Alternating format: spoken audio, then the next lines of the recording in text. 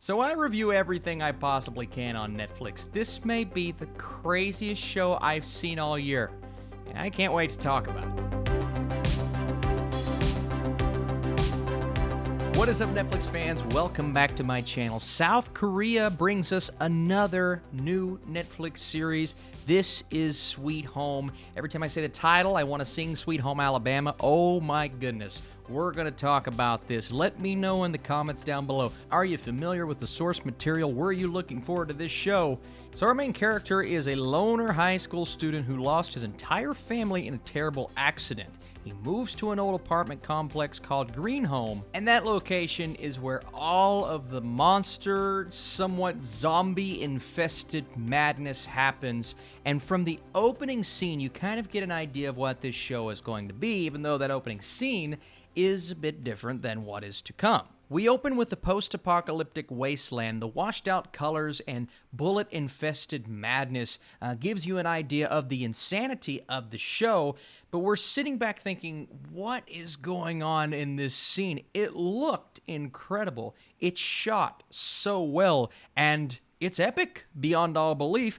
But then we kind of scale back a bit and go back to our sweet home. And it is a very interesting location because most of the madness here is taking place in this one building, which allows us to go into each crevice, room, corridor, and build tension for each individual character that we focus on. We're shifting focus constantly, but we're always kind of coming back to our main character, who is a bit of a loner, like the summary says, but he always, at the end of the day, feels like he's maybe one step ahead of what is to come, of the demonic entity that follows him around through the first few episodes that repeats "can't see" over and over. It's kind of terrifying, and this show is constantly hearkening back to that B-level horror that we often got in the 80s and 90s, but we haven't really gotten a lot like it on Netflix as of late. But this show combines that with the insanity that I mentioned earlier, the monsters, the creatures, the whatever they are, we don't really know at the beginning, but we slowly start to uncover more answers. They look, well, at least the design looks spectacular for each of them. Now, you look at the actual CGI for some of the creatures, the special effects, some of the CGI is not very good at all. And I don't really know what kind of budget they were working with. There are characters that look straight out of a PlayStation 2 video game. But then we kind of combine practical effects with CGI on certain characters. They look even better. And then full-on practical creatures look spectacular. I mentioned the character that can't see.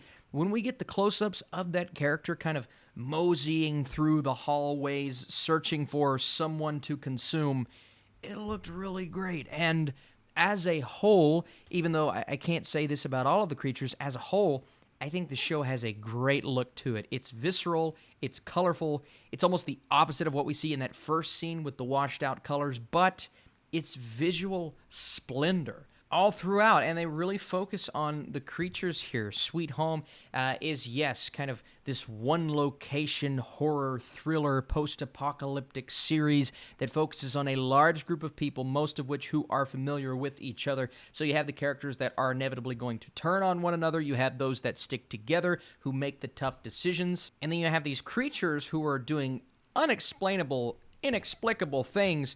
And there were some shocking moments. There were a couple of moments that had my jaw on the floor. At the beginning, I was thinking, it's bloody, there's some curse words here and there, but maybe, preteens, teens, they could probably watch this and have some fun with it. But there's one moment, I believe in the third, fourth episode, I said, this is dark. It is dark and heavy. A lot heavier than I expected. It still has the insanity intact. But I do like the focus on the creatures. They are adapting, evolving, changing according on what their circumstances are. And each of them have their own outlandish personality. Not that we get to know them, but there are a few that we do kind of sit down and learn more about throughout the series. And then obviously you have our human characters who are just trying to figure out what's going on.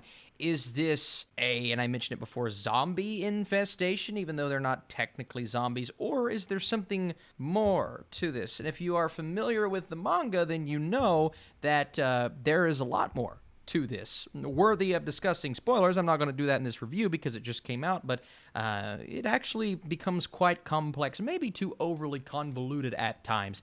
And again, you have to be on board with the tone here because I have a feeling, and I've already seen it on IMDb, some are going to watch this and say, this is dumb. This is so dumb and ridiculous. But I think it's self-aware. I really do. I think the show is very aware of what it's doing. It's very aware of its tone.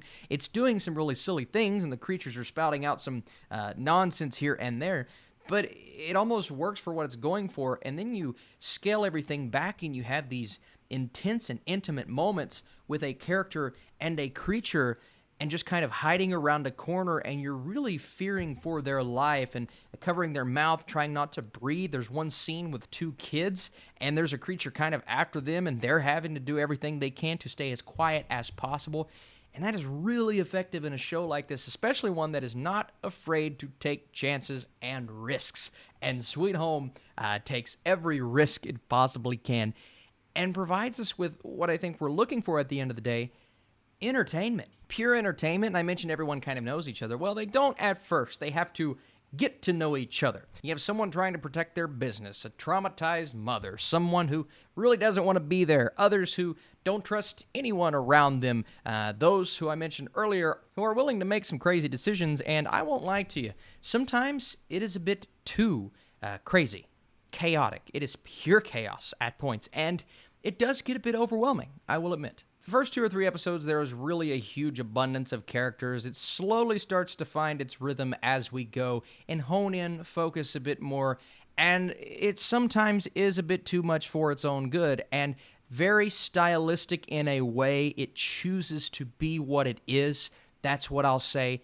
And whether you accept that or not, it's something that you're just going to have to stick with as you go. So whether these choices come across as effective or silly, I would love to know your thoughts down below. How do you feel about Sweet Home? Is this a series that speaks to you? If you're asking me, maybe not as dark and gritty as something like Kingdom, definitely not what I expected, but from an entertainment standpoint, I had a lot of fun with this series, and I had a lot of fun learning about the lore, the ending. I'm not going to get into that just yet, but oh my goodness, the ending is insane.